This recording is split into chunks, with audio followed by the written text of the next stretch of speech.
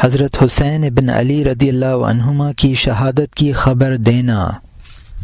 حاکم و بہقی نے ام الفضل بنت الحارث سے روایت کی، انہوں نے کہا ایک دن میں امام حسین کو لے کر رسول اللہ صلی اللہ علیہ وسلم کی خدمت میں حاضر ہوئی اور میں نے انہیں آپ کے آغوش میں دے دیا۔ کچھ دیر بعد میں نے آپ کی طرف دیکھا تو آپ کی چشمان مبارک آنسوؤں سے ڈبڈبا رہی تھی۔ پھر آپ نے مجھ سے فرمایا کہ میرے پاس جبرائیل علیہ السلام آئے اور انہوں نے مجھے خبر دی کہ میری امت میرے اس فرزند کو شہید کر دے گی اور میرے پاس ان کے مقتل کی سرخ مٹی لائے۔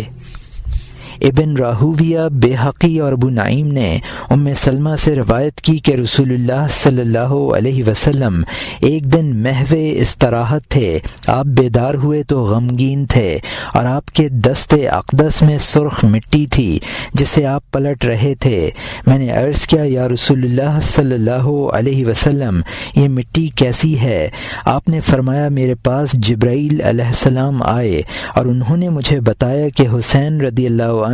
سرزمین عراق میں قتل کیے جائیں گے اور یہ ان کے مقتل کی مٹی ہے۔ ہم سنا کرتے تھے کہ حسین رضی اللہ عنہ کربلا میں شہید کیے جائیں گے۔ بہقی و ابو نعیم نے حضرت انس رضی اللہ عنہ سے روایت کی، انہوں نے کہا کہ بارش کے فرشتے نے رسول اللہ صلی اللہ علیہ وسلم کے دربار میں حاضر ہونے کی اجازت مانگی اور اسے اجازت دی گئی۔ اسی دوران امام حسین اندر آئے اور نبی کریم صلی اللہ علیہ وسلم کے دوش مبارک پر سوار ہونے لگے۔ فرشتے نے پوچھا آپ ان سے محبت کرتے ہیں؟ نبی کریم صلی اللہ علیہ وسلم نے فرمایا ہاں۔ اس نے کہا آپ کی امت ان کو قتل کر دے گی، اگر چاہیں تو میں آپ کو وہ جگہ دکھا دوں جہاں انہیں قتل کیا جائے گا۔ تو فرشتے نے اپنا ہاتھ بڑھایا اور سرخ مٹی آپ کو دکھائی اور اس مٹی کو ام سلمہ رضی اللہ عنہا نے لے لیا اور اسے اپنے کپڑے میں باندھ دیا، اور ہم سنا کرتے تھے کہ حسین کو کربلا میں شہید کیا جائے گا۔ ابو نعیم نے حضرت ام سلمہ سے روایت کی، انہوں نے فرمایا کہ امام حسن و حسین میرے گھر میں آ کر کھیل رہے تھے، اسی وقت جبرائیل علیہ السلام آئے اور کہا یا رسول اللہ آپ کی امت آپ کے اس فرزند کو آپ کے بعد شہید کر دے گی، اور جبرائیل علیہ السلام نے امام حسین کی طرف اشارہ کیا اور انہوں نے مٹی لا کر دی۔ آپ نے اسے سونگھ کر فرمایا کرب و بلا کی بو ہے، اور فرمایا اے ام سلمہ رضی اللہ عنہا جب یہ مٹی خون سے بدل جائے تو جان لینا کہ میرا فرزند شہید کر دیا گیا۔ تو انہوں نے اس مٹی کو شیشی میں محفوظ کر لیا۔ ابن عساکر نے محمد بن عمر بن حسن سے روایت کی، انہوں نے کہا ہم امام حسین کے ساتھ کربلا کی نہر پر تھے۔ آپ نے شمر بن ذل جوشن کو دیکھ کر فرمایا اللہ اور اس کے رسول نے سچ فرمایا، گویا میں چتکبرے کتے کو دیکھ رہا ہوں جو میرے اہل بیت کا خون پی رہا ہے، چونکہ شمر ملعون برس کے مرض میں مبتلا تھا۔ ابن سکن اور بغوی نے الصحابہ میں ابو نعیم نے بطریق صحیم حضرت انس بن حارث سے روایت کی کہ میں نے رسول اللہ صلی اللہ علیہ وسلم سے سنا ہے، آپ فرماتے ہیں کہ میرا یہ فرزند حسین ایسی زمین میں شہید کیا جائے گا جس کا نام کربلا ہے، تو جو تم میں سے موجود ہو اسے چاہیے کہ ان کی مدد کرے۔ تو انس بن حارث کربلا گئے اور امام حسین کے ساتھ شہید ہوئے۔ بہقی نے ابو سلمہ بن عبد الرحمن سے روایت کی کہ امام حسین نبی کریم صلی اللہ علیہ وسلم کے پاس آئے، اس وقت جبرائیل علیہ السلام حضرت عائشہ صدیقہ رضی اللہ عنہا کے حجرے میں تھے، تو حضور نے جبرائیل سے کہا آپ کی امت ان کو شہید کر دے گی، اگر آپ چاہیں تو وہ مٹی آپ کو بتا دوں جہاں انہیں شہید کیا جائے گا۔ اور جبرائیل علیہ السلام نے اپنے ہاتھ سے مقام طف کی طرف اشارہ کیا جو عراق میں ہے اور سرخ مٹی لے کر آپ کو دکھائی۔ اس روایت کو دوسری مسند کے ساتھ ابو سلمہ سے انہوں نے عائشہ صدیقہ سے متصلاً روایت کی۔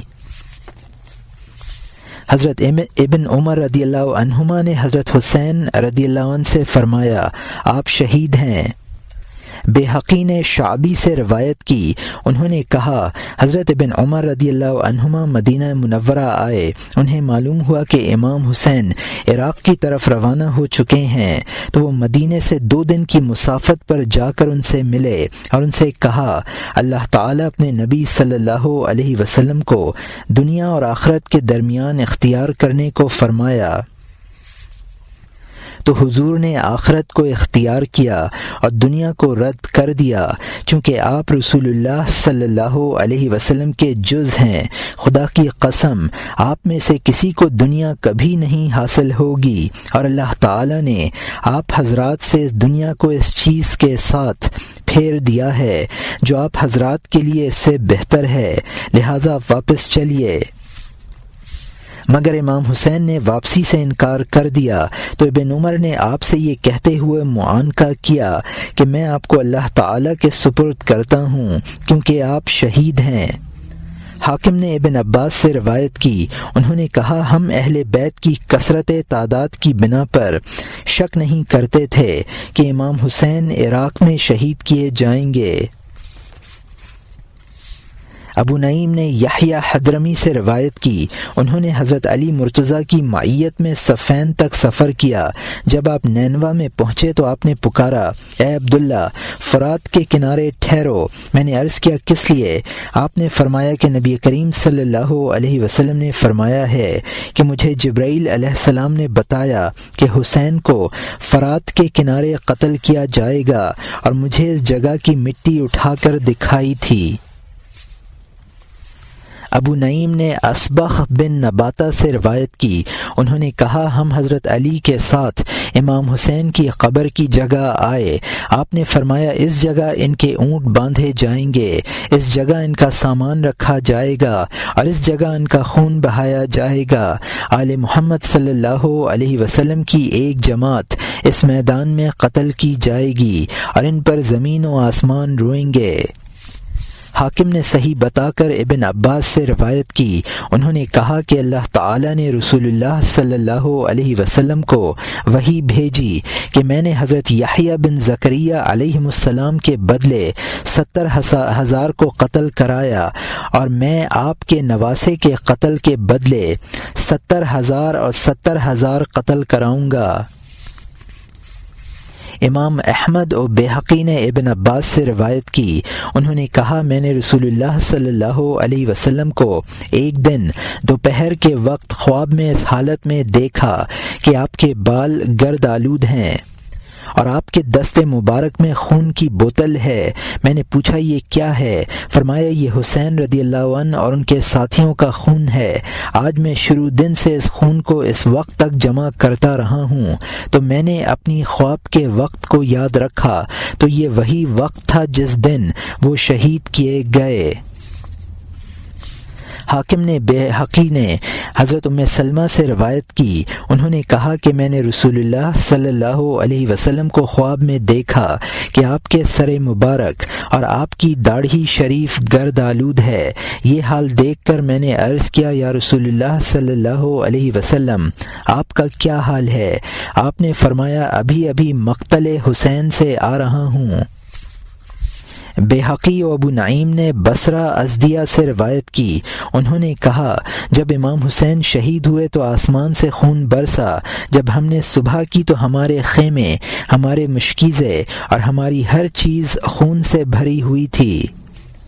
بیہقی و ابو نعیم نے زہری سے روایت کی، انہوں نے کہا مجھے معلوم ہوا ہے کہ جس دن امام حسین شہید ہوئے ہم اس دن بیت المقدس کے جس پتھر کو اٹھاتے اس کے نیچے سے تازہ خون نکلتا۔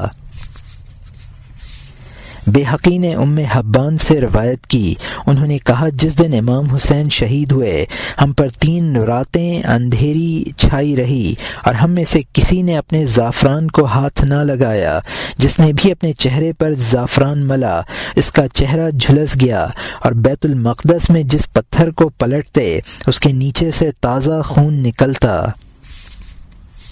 بیہقی نے جمیل بن مرہ سے روایت کی، انہوں نے کہا جس دن امام حسین شہید کیے گئے لوگوں نے ان کے لشکر کا ایک اونٹ پایا اور انہوں نے ذبح کر کے اسے پکایا تو وہ حنظل کی مانند کڑوا ہو گیا اور کسی کو قدرت نہ ہوئی اس کا کچھ حصہ نگل سکیں۔ بیہقی و ابو نعیم نے سفیان سے روایت کی، انہوں نے کہا مجھ سے میری دادی نے بیان کیا، انہوں نے کہا جس وقت امام حسین شہید ہوئے تو میں نے درس کو دیکھا تو وہ خاکستر ہو گیا تھا اور میں نے گوشت کو دیکھا تو وہ آگ بن گیا تھا۔ بیہقی نے علی بن مسہر سے روایت کی، انہوں نے کہا کہ مجھ سے میری دادی نے بیان کیا، انہوں نے کہا جب امام حسین شہید کیے گئے تو میں ان دنوں جوان لڑکی تھی، میں نے دیکھا کہ کئی دنوں تک آسمان سرخ رہا اور وہ آپ کے لیے روتا رہا۔ ابو نعیم نے بطریق سفیان ان کی دادی سے روایت کی، انہوں نے کہا کہ جعفین کے 2 آدمی قتل حسین میں موجود تھے تو ان میں سے ایک کا آلہ تناسل اتنا دراز ہوا کہ وہ اسے لپیٹ لیتا تھا اور دوسرے کا حال یہ تھا کہ مشکیزہ اس منہ سے لگایا جاتا اور وہ اس کا آخری قطرہ تک پی جاتا مگر وہ سیراب نہ ہوتا، یعنی اس کی پیاس نہ بجھتی۔ حضرت حسین رضی اللہ عنہ کی شہادت پر جنات نے نوحہ کیا۔ ابو نعیم نے حبیب بن ابن ثابت سے روایت کی، انہوں نے کہا میں نے امام حسین رضی اللہ عنہ پر جنات کو نوحہ کرتے سنا ہے، وہ کہتے ہیں مسح البنی جبین فلہ بریق فی الخدود ابواہ فی علی قریش وجدہ خیر الجدود۔ نبی کریم صلی اللہ علیہ وسلم نے حسین کی پیشانی پر دست اقدس پھیرا ہے، ان کے رخساروں میں نور کی چمک ہے، ان کے ماں باپ قریش میں بلند رتبہ ہیں اور ان کے جد ساری مخلوق کے اجداد سے بہتر ہیں۔ ابو نعیم نے بطریق حبیب بن ابی ثابت حضرت ام سلمہ رضی اللہ عنہا سے روایت کی، انہوں نے فرمایا جب سے نبی کریم صلی اللہ علیہ وسلم نے رحلت فرمائی ہے میں نے جنات کو نوحہ کرتے نہیں سنا بجز آج کی رات کے، میرا خیال ہے کہ میرا فرزند یعنی امام حسین ضرور شہید کر دیے گئے ہیں۔ پھر میں نے اپنی باندی سے کہا جاؤ پوچھ کر آؤ، تو اس نے آ کر خبر دی کہ وہ شہید کر دیے گئے ہیں۔ اس وقت جنات اس طرح نوحہ کرتے تھے العین فاحتفلی بجہد ومن یبکی علی الشہداء بعدی علی راحت تقودہم المنایا الی متجبر فی ملک عبد۔ اے آنکھ تو کوشش کے ساتھ آنسو بہا، میرے بعد ان شہیدوں پر کون روئے گا؟ یہ رونا ان شہیدوں پر ہے جو موتیں تجیر ابن زیادہ ملعون اور عبد بادشاہ یعنی یزید سقی کی طرف کھینچے لیے جا رہی ہے۔ ابو نعیم نے فریدہ بن جابر حضرمی سے، انہوں نے اپنی والدہ سے روایت کی، انہوں نے کہا میں نے جنات کو امام حسین پر نوحہ کرتے سنا، وہ کہتے ہیں عن حسین حبلہ کان حسین جبلہ، میں حسین کی شہادت کی خبر دیتا ہوں، وہ بڑے بردبار تھے، حسین نکوئی کے پہاڑ تھے۔ ابو نعیم نے بروایت ابن لہیعہ ابو قبیل سے روایت کی، انہوں نے کہا جب امام حسین رضی اللہ عنہ شہید ہو گئے تو ناپاکوں نے آپ کا سر اقدس تن مبارک سے جدا کر دیا اور وہ ایک منزل میں بیٹھ کر نبیذ پینے لگے تو ایک دیوار سے لوہے کا قلم ان پر نمودار ہوا اور اس نے خون سے یہ سطر لکھی اترجو امت قتلت حسین شفاعتہ جد یوم الحساب۔ وہ امت جس نے حسین کو قتل کیا قیامت کے دن ان کے جد کریم کی شفاعت کی کیا امید رکھتی ہے؟ ابن عساکر نے منحل بن عمر سے روایت کی، انہوں نے کہا خدا کی قسم میں نے سر امام کو دیکھا ہے جب وہ اسے بلند کیے لیے جا رہے تھے، میں اس وقت دمشق میں تھا، اس سر مبارک کے آگے کسی نے سورہ کہف کی تلاوت کی جب وہ آیت کریمہ ام حسبت ان اصحاب الکہف والرقیم کانوا من آیاتنا عجبا، سورہ کہف آیت نمبر 9۔ تو اللہ تعالیٰ نے سر مبارک کو گویائی عطا فرمائی اور فرمایا اعجبوا من اصحاب الکہف قتلی و حملی، اصحاب کہف سے زیادہ تعجب کی بات میرا قتل کرنا اور میرے سر کو اٹھائے پھرنا ہے۔ حضور صلی اللہ علیہ وسلم نے اپنے بعد لوگوں کے مرتد ہونے کی خبر دی اور دیگر اخبار۔ مسلم نے ثوبان رضی اللہ عنہ سے روایت کی، انہوں نے کہا کہ رسول اللہ صلی اللہ علیہ وسلم نے فرمایا قیامت قائم نہ ہوگی یہاں تک کہ میری امت کے بہت سے قبیلے مشرکوں کے ساتھ مل جائیں گے اور وہ بتوں کی پوجا کریں گے۔ مسلم نے ابو ہریرہ سے روایت کی، انہوں نے کہا کہ رسول اللہ صلی اللہ علیہ وسلم نے فرمایا سنو، میرے حوض پر بہت سے لوگوں کو دھتکار دیا جائے گا جس طرح کہ بھٹکا ہوا اونٹ دھتکار دیا جاتا ہے، اور میں انہیں پکاروں گا ادھر آؤ۔ اس وقت کہا جائے گا ان لوگوں نے اپنا دین بدل ڈالا ہے، تو میں ان سے کہوں گا دور ہو جاؤ، دور ہو جاؤ۔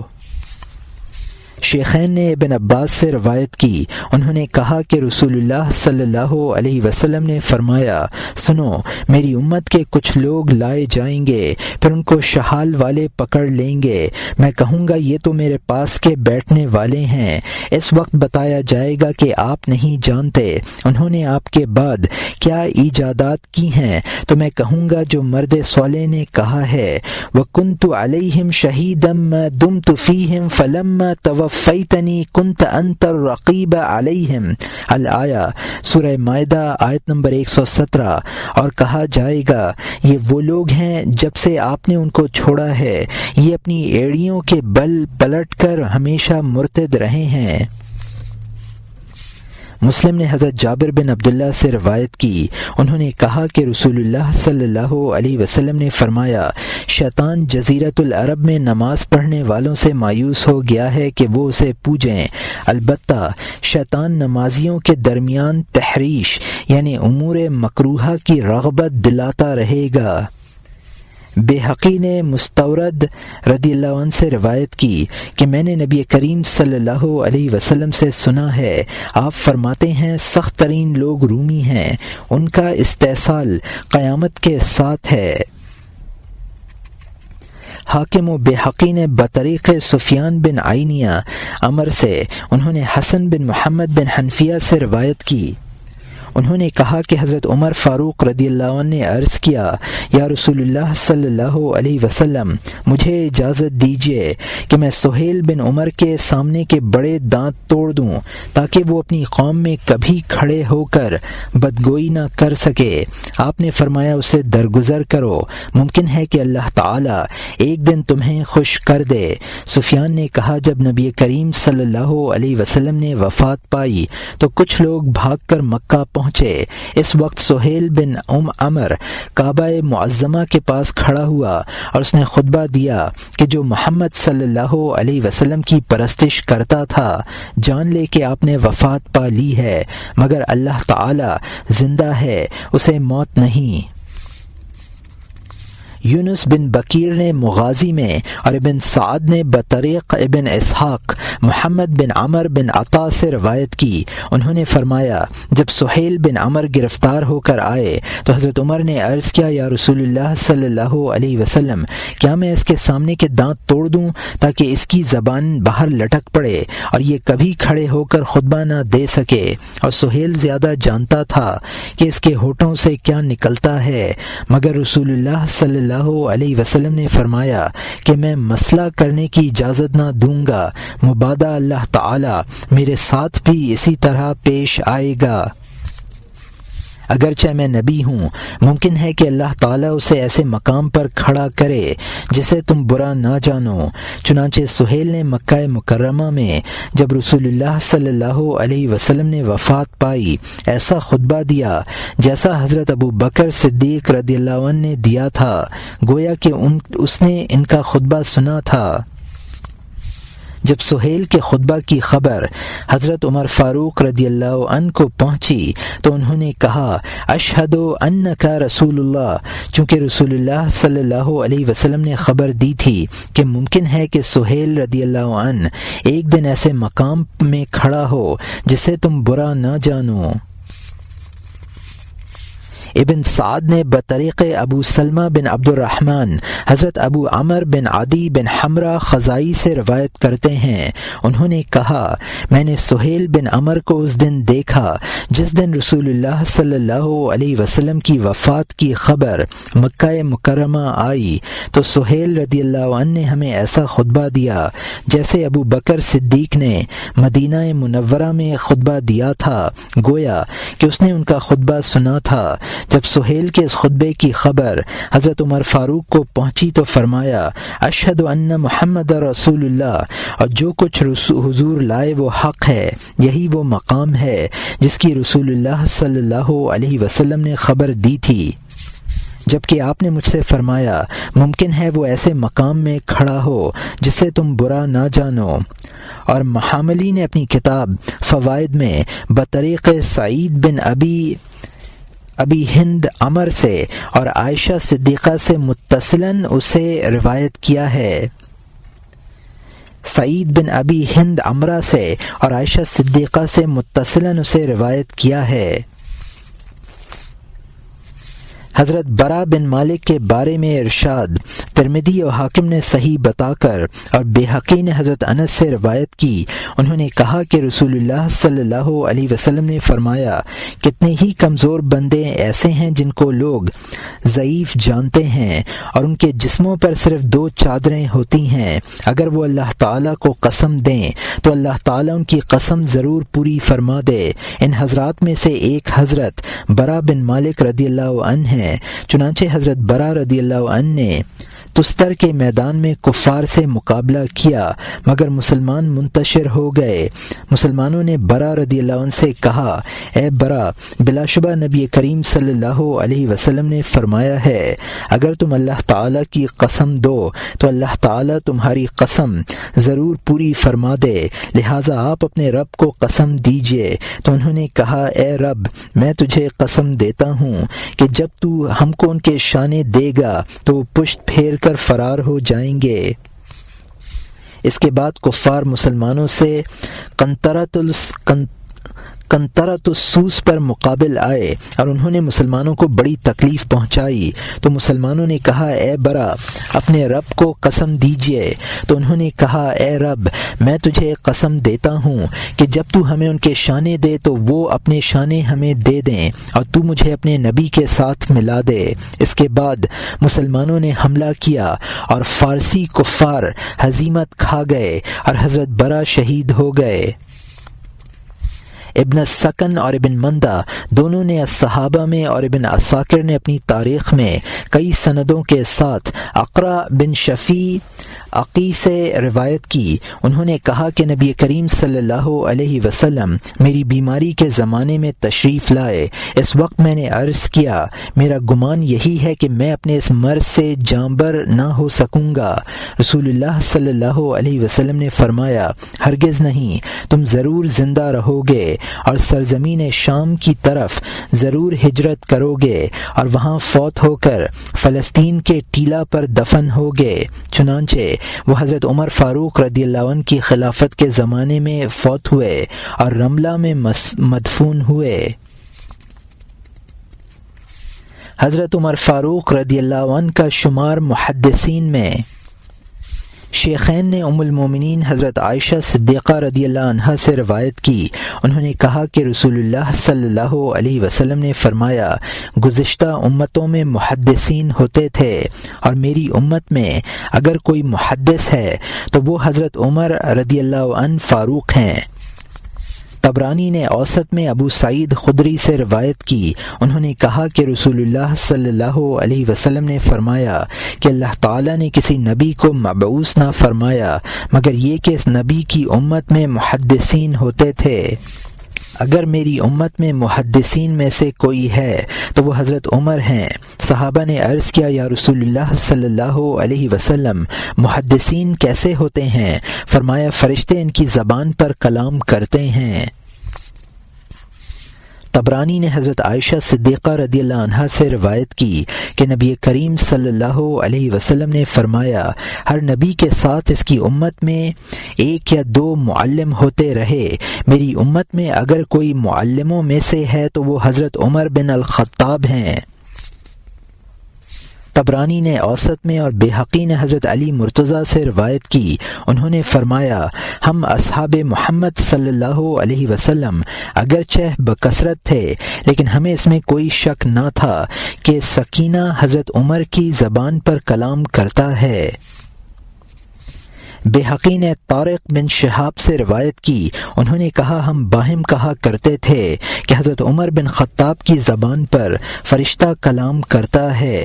حاکم نے ابن عمر سے روایت کی، انہوں نے کہا میں نے نہیں سنا کہ حضرت عمر کسی چیز کے بارے میں فرماتے ہوں کہ میرا ایسا خیال ہے، مگر یہ کہ وہ ویسا ہی ہوتا جیسا کہ آپ نے گمان کیا ہوتا تھا۔ ازواج مطہرات میں سے سب سے پہلی زوجہ مطہر کا آپ سے ملنا۔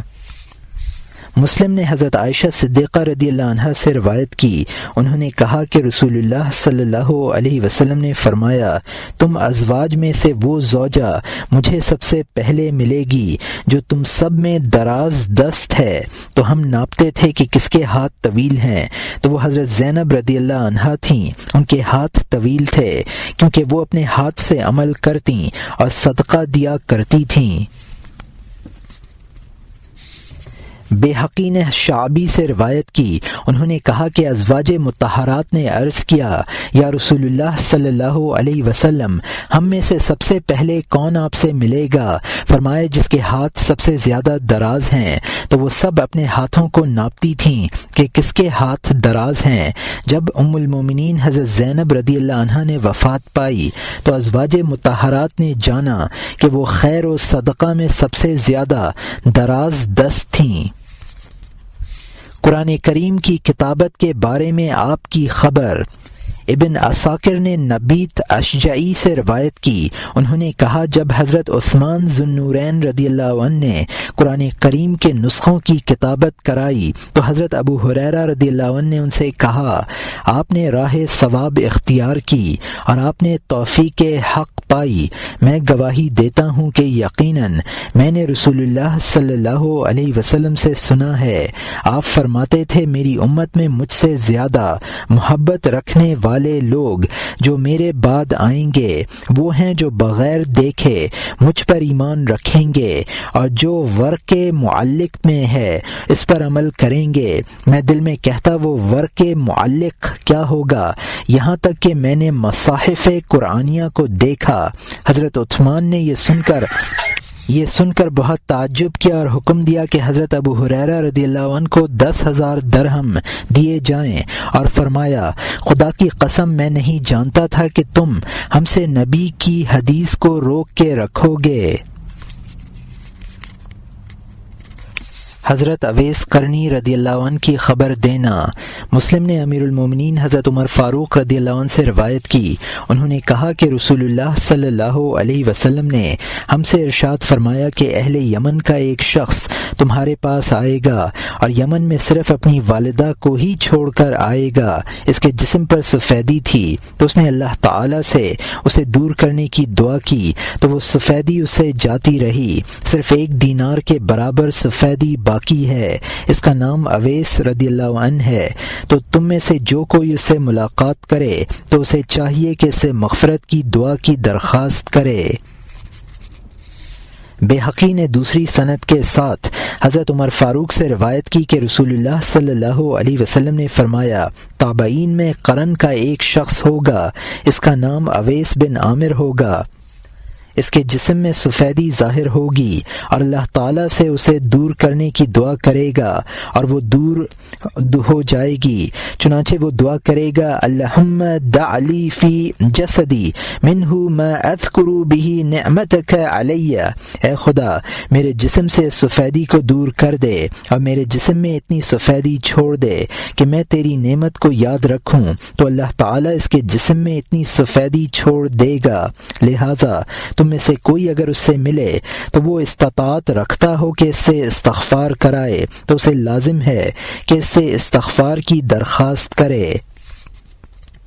ابن سعد و حاکم نے عبد الرحمن بن ابو لیلہ سے روایت کی، انہوں نے کہا کہ جنگ صفین کے روز اہل شام کے ایک آدمی نے پکارا کہ کیا تم میں اویس کرنی ہے؟ لوگوں نے جواب دیا ہاں ہیں۔ اس نے کہا میں نے رسول اللہ صلی اللہ علیہ وسلم سے سنا ہے، آپ نے فرمایا اویس کرنی خیر التابعین ہے۔ اس کے بعد وہ شخص اپنے گھوڑے کو ایڑ لگا کر اپنے لشکر میں چلا گیا۔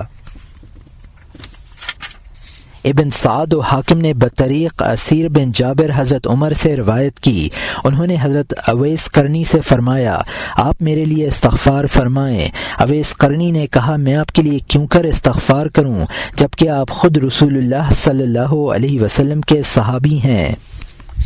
حضرت عمر نے فرمایا میں نے رسول اللہ صلی اللہ علیہ وسلم سے سنا ہے، آپ نے فرمایا خیر التابعین یہ وہ شخص ہے جس کا نام اویس کرنی ہے۔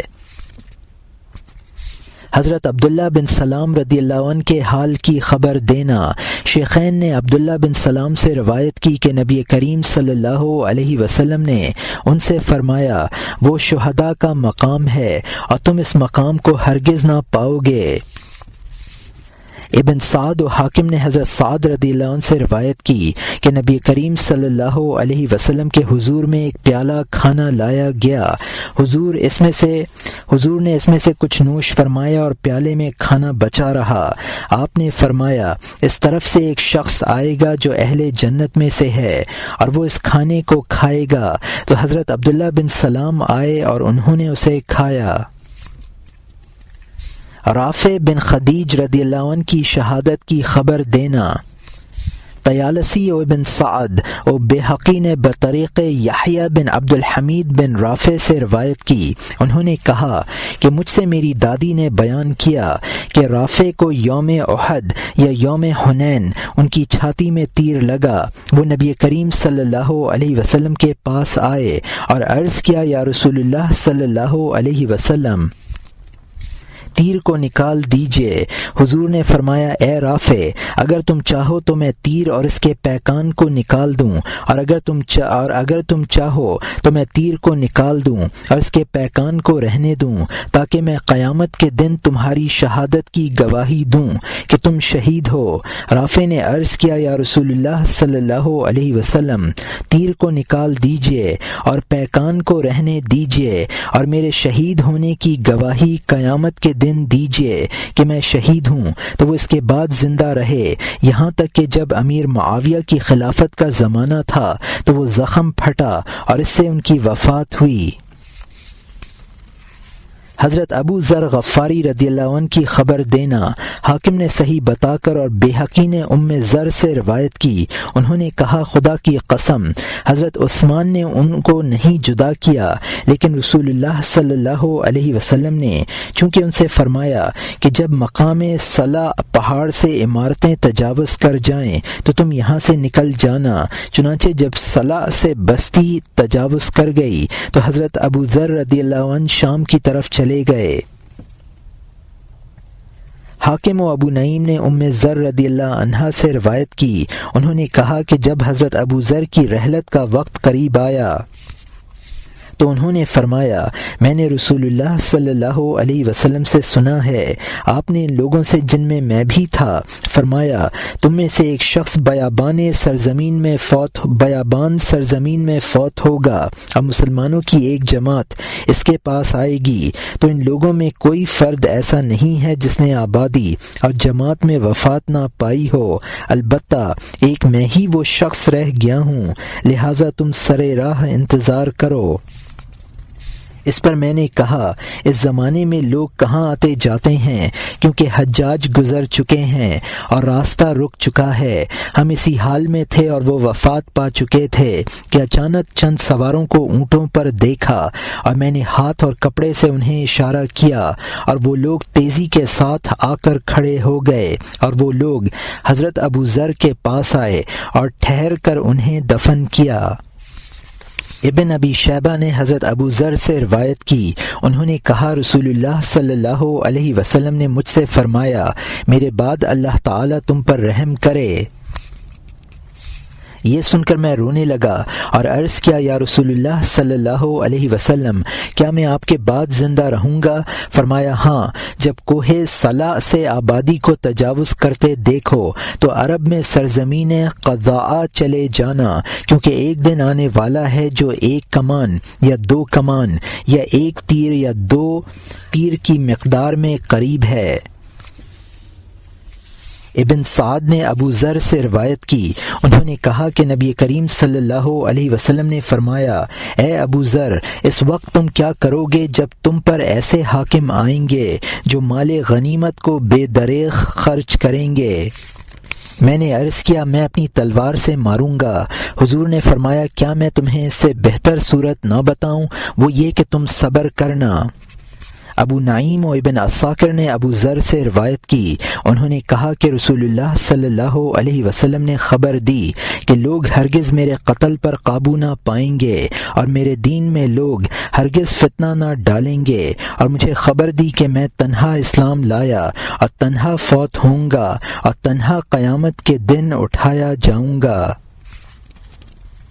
ابو نعیم نے اسما بن یزید سے روایت کی کہ نبی کریم صلی اللہ علیہ وسلم نے حضرت ابو ذر کو مسجد میں سوتا ہوا پایا تو آپ نے ان سے فرمایا کیا وجہ ہے کہ میں تمہیں مسجد میں سوتا ہوا دیکھ رہا ہوں؟ انہوں نے عرض کیا پھر میں کہاں سوؤں جبکہ مسجد کے سوا میرا کوئی گھر ہی نہیں۔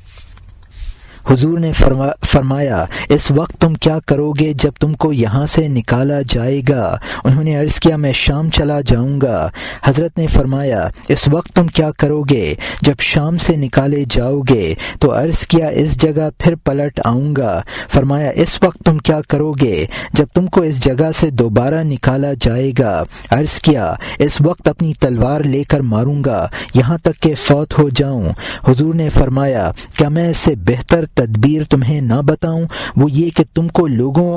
لوگ جس طرف لے جائیں تم چلے جانا اور جدھر وہ تمہیں چلائیں چلتے رہنا یہاں تک کہ تم اسی اپنی حالت کے ساتھ مجھ سے آ کے ملو۔ حارث بن ابی اسامہ نے ابو المثنى ملیکی رضی اللہ عنہ سے روایت کی کہ رسول اللہ صلی اللہ علیہ وسلم جب صحابہ کرام میں تشریف لاتے تو فرماتے ویمر میری امت کا دانشور ہے اور جندب یعنی ابو ذر میری امت کا تنہا شخص ہے، یہ تنہا زندگی گزارے گا اور تنہا فوت ہوگا اور صرف اللہ تعالی ہی اس کی کفایت کرے گا۔ ابن سعد نے محمد بن سیرین سے انہوں نے کہا کہ رسول اللہ صلی اللہ علیہ وسلم نے حضرت ابو ذر سے فرمایا جب آبادی صلا پہاڑ سے بڑھ جائے تو یہاں سے نکل جانا اور شام کی طرف جانے کا دست اقدس سے اشارہ فرمایا، اور میں گمان نہیں رکھتا کہ تمہارے حکماء تمہیں اپنے حال پر چھوڑیں گے۔ انہوں نے عرض کیا یا رسول اللہ صلی اللہ علیہ وسلم جو لوگ میرے اور آپ کے حکم کے درمیان حائل ہوں کیا میں ان سے جنگ نہ کروں؟ آپ نے فرمایا نہیں، ان کی سماع و طاعت کرنا اگرچہ حبشی غلام ہی تمہارا حاکم ہو۔ چنانچہ جب وہ شام چلے گئے تو امیر معاویہ نے حضرت عثمان ذی النورین کو خط لکھا کہ ابو ذر نے شام کے لوگوں کو خراب کر دیا ہے۔ اس پر حضرت عثمان نے حضرت ابو ذر کے پاس کسی کو بھیجا، پھر وہ ربضہ کی طرف چلے گئے۔ جب ربضہ پہنچے تو نماز کی اقامت ہو رہی تھی۔ اس جگہ حضرت عثمان کی جانب سے حبشی غلام حاکم تھا۔ وہ حضرت ابو ذر کو دیکھ کر پیچھے ہٹا، آپ نے اسے آگے بڑھایا، فرمایا کہ نماز پڑھاؤ کیونکہ مجھے سماع و طاعت کا حکم دیا گیا ہے، اگرچہ حبشی غلام ہی حاکم ہو تو تم حبشی غلام ہو۔ ایک اعرابی کو اس کے قتل کی خبر دینا۔ ابن خزیمہ و بیہقی اور طبرانی نے قدیر ذبی سے روایت کی کہ نبی کریم صلی اللہ علیہ وسلم کے دربار میں ایک اعرابی آیا اور اس نے عرض کیا، آپ مجھے ایسا عمل بتائیے جو مجھے جنت سے قریب کر دے اور دوزخ سے مجھے دور کر دے۔ حضور نے فرمایا، عدل و انصاف سے بولو، اب بچا ہوا مال لوگوں کو دیا کرو۔ اس نے عرض کیا، خدا کی قسم میں اس کی قدرت نہیں رکھتا کہ ہر لہجہ عدل و انصاف سے بولوں، اور نہ اسی کی قدرت رکھتا ہوں کہ بچا ہوا مال لوگوں کو دے سکوں۔ حضور صلی اللہ علیہ وسلم نے فرمایا، تم کھانا کھلایا کرو اور بکثرت لوگوں کو سلام کیا کرو۔ اس نے کہا، یہ بھی بہت دشوار ہے۔ حضور نے فرمایا، کیا تمہارے پاس اونٹ ہے؟ اس نے کہا، ہاں۔ حضور نے فرمایا، اپنے اونٹ اور اپنے مشکیزے کا دھیان رکھو اور ان گھروں میں جایا کرو جو ایک دن کے بعد پانی پیتے ہیں، اور انہیں پانی پلایا کرو۔ توقع ہے کہ اللہ تعالی تمہارے اونٹ کو نہ مارے گا اور تمہارے مشکیزے کو نہ پھاڑے گا، یہاں تک کہ تمہارے لیے جنت واجب کر دے گا۔ چنانچہ وہ اعرابی گیا، ابھی نہ اس کا مشکیزہ پھٹا تھا اور نہ اس کا اونٹ مرا تھا کہ وہ شہید ہو کر فوت ہو گیا۔ المنذری نے کہا، اس کے راوی صحیح کے راوی ہیں، مگر یہ کہ قدیر تابعی ہے اور یہ حدیث مرسل ہے، اور ابن خزیمہ کو وہم ہوا ہے کہ انہیں صحبت رسول میسر آئی ہے اور وہ اپنی صحیح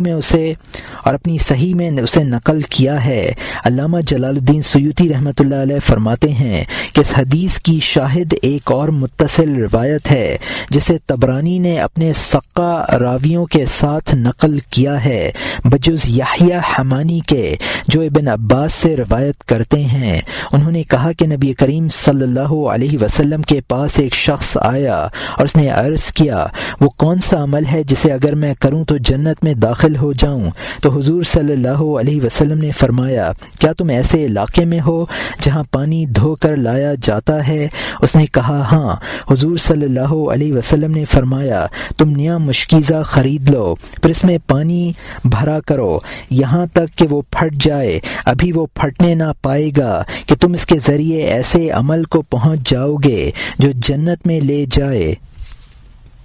طبرانی نے مسند الشامیین میں اور ابن حبان نے الثقات میں بطریق ابراہیم بن ابی عبلہ شریک بن خباتہ نمیری سے روایت کی کہ وہ بیت المقدس گئے اور حضرت سلیمان علیہ السلام کے کنویں سے پانی کھینچ رہے تھے کہ ان کے ڈول کی رسی ٹوٹ گئی، تو وہ ڈول نکالنے کے لیے کنویں میں اترے۔ ابھی وہ ڈول کو تلاشی کر رہے تھے کہ ان کی نظر ایک درخت پر پڑی اور انہوں نے اس کا ایک پتا توڑ لیا اور اس پتے کو اپنے ساتھ نکال لائے۔ جب اسے باہر دیکھا تو وہ دنیاوی درختوں کے پتوں کی مانند نہ تھا۔ پھر وہ اعرابی حضرت عمر فاروق کی خدمت میں اسے لائے اور آپ نے اسے دیکھ کر فرمایا، میں شہادت دیتا ہوں کہ حضور صلی اللہ علیہ وسلم کی وہ خبر حق ہے، میں نے رسول اللہ صلی اللہ علیہ وسلم سے سنا ہے۔ آپ نے فرمایا، اس امت کا ایک شخص دنیا میں رہتے ہوئے جنت میں داخل ہوگا۔ اس کے بعد حضرت عمر نے اس پتے کو مصحف شریف کے دونوں گتوں کے درمیان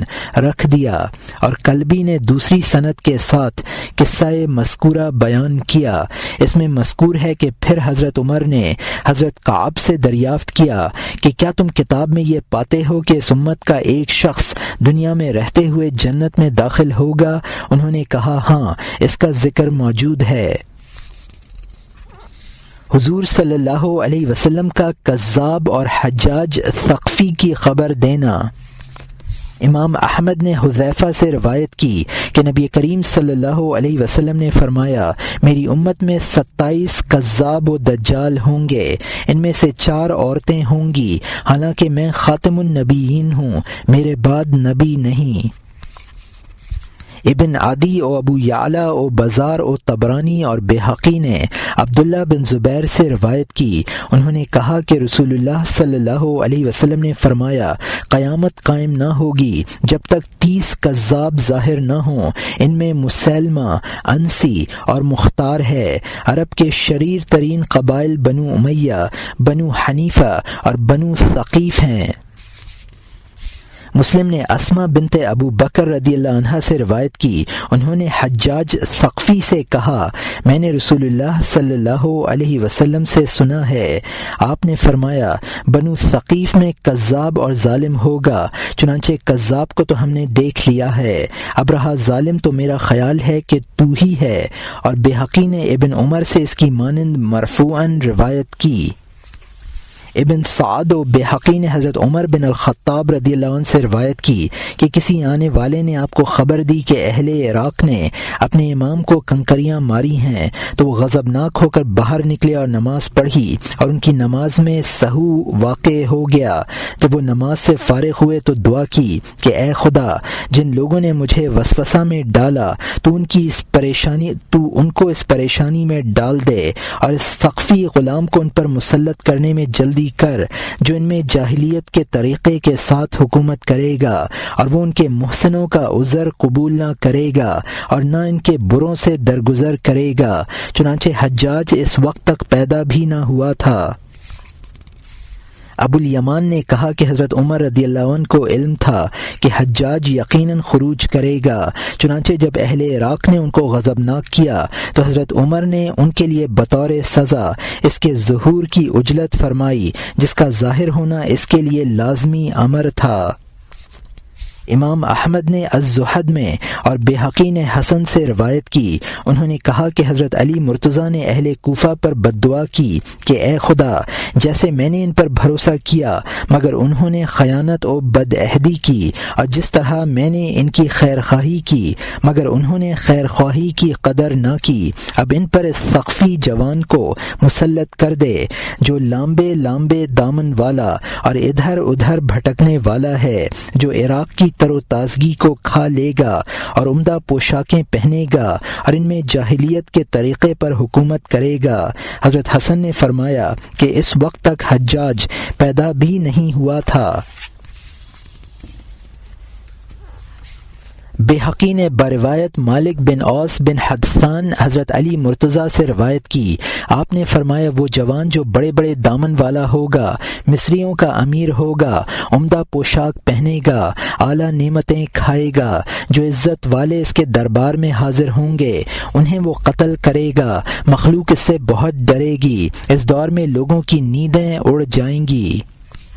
بیہقی نے حبیب بن ابو ثابت رضی اللہ عنہ سے روایت کی، انہوں نے کہا کہ حضرت علی مرتضیٰ نے ایک شخص سے فرمایا تو اس وقت تک نہ مرے گا جب تک کہ تو ثقفی جوان کو نہ پائے۔ اس نے پوچھا وہ ثقفی جوان کون ہے؟ فرمایا روز قیامت اس سے کہا جائے گا کہ جہنم کے گوشوں میں سے کسی گوشے کو ہماری طرف سے اختیار کر لے۔ وہ جوان 20 سال یا کچھ اوپر 20 سال حکومت کرے گا اور وہ اللہ تعالی کی کسی معصیت کو نہ چھوڑے گا مگر یہ کہ وہ اس کا ارتکاب کرے گا، یہاں تک کہ ایک معصیت کے سوا کوئی معصیت باقی نہ چھوڑے گا، اور اس معصیت کے اور اس کے درمیان ایک بند دروازہ حائل ہوگا، وہ اسے توڑ ڈالے گا اور وہ اس معصیت کا بھی مرتکب ہو جائے گا۔ جو لوگ اس کی اطاعت کریں گے ان کے ساتھ وہ اپنے نافرمانوں کو قتل کرے گا۔